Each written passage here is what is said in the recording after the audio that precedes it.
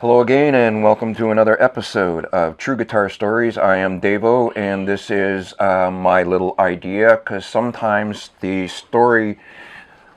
journey that a guitar takes is just as interesting as the music that it makes. So that's why I started this channel about True Guitar Stories. So I'm here with Michael Berezansky. Correct. I got it. Oh, geez. I just met Michael today here, and we're shooting here in Johnny's Doghouse Studio, somewhere in the deepest, darkest jungles of Toronto. And so I have two questions for you. The first question is, why did you start playing guitar in the first place? I think I was rebelling against my parents. At the time, I started growing my hair, started smoking things, and loved music. How old were you? About 15 when somebody showed me actually how to play like 3 chords, and I played along to the Beggar's Banquet album. Cool. So I couldn't believe I could do that. Did you have a desire before that, or was it just something that you... Yeah, I had a desire, but I was not allowed a guitar when I was younger. My dad was very strict. I had to play accordion, which I hated. So I could never have a guitar. So it's probably why now I have over 100 of them. And I thought I was bad with my addiction. Well, guitars are something special to me. They are.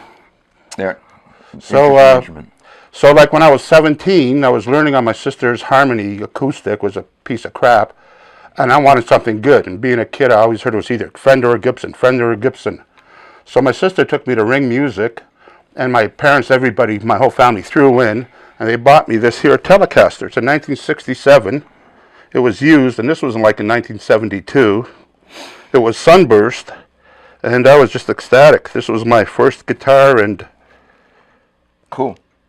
It sort of negates my next question, what do you have? But if you want to just like show to the audience what it is, it's a 1967 Fender Telecaster that's been modified. Obviously. Yeah, when I was in high school, and I had this guitar, a friend of mine in high school knew these guys that had a recording studio on Cottingham Street. And they moved to just down the street from me on Queen Street. So the friend took me over there to meet them. And when I was there, one of the guys living there, he refinished a 1958 Stratocaster. And everybody was just praising him. Right. Just saying, this is beautiful, that's amazing. So when everybody disappeared, I kind of whispered in his ear, hey, you think you could do my telly? So the guy, yeah, okay. So he suggested we take out the bridge pickup and buy this Gibson ceramic pickup. That's a P90? Yeah, I believe so. And also this one came off of a Melody Maker. I still have the original pickup for the bridge pickup. And the thing is, he tried refinishing it himself. It took too long, so he says, take it to a furniture strip place. So I did. So I took it there, and they took all the paint off of it. It was sunburst, you said. It was sunburst. And I brought it back to him, and then I went home, and then the next day I came back. He goes, well, I put the guitar in the oven to dry out. Go get it. So me, I'm a dumb kid at this point, right? I don't know anything. So I go there, and I pull this body out of the oven, and it's split in half. And you could see the seam right there where it's split. I can see that. So I'm like almost in tears. And I'm carrying this thing. It's burning my hands, but I'm not feeling it. You can see it on the back, too. Yeah, absolutely. Right there. There's that big seam. And then this butt end fell off as I was walking towards the guy. Wow. I was going to kill him, but I needed him to put this guitar back together for me. Yes. So I didn't hurt him. And he looked at it and said, oh, no big deal. We'll just glue it. I was like, But anyway, so he did put it together, and he fixed it up, and it's one of the sweetest guitars on the planet. I'm telling you. Despite its little flaws and... yeah, despite all the flaws and... Yeah.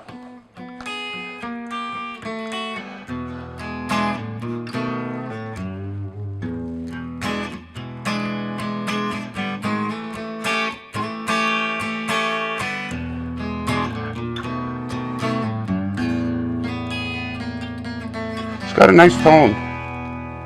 Cool. And like I said, I've got over 100 guitars, and you know what? They'll all go before this one goes. This is the guitar I'm going to be buried with. Yeah, it's. I think every guitar player feels there's one guitar in their collection they just cannot get. Would not get rid of, and so that's very cool. Thank you very much for telling us. Unless you have more to add. No, that's about it. Yeah.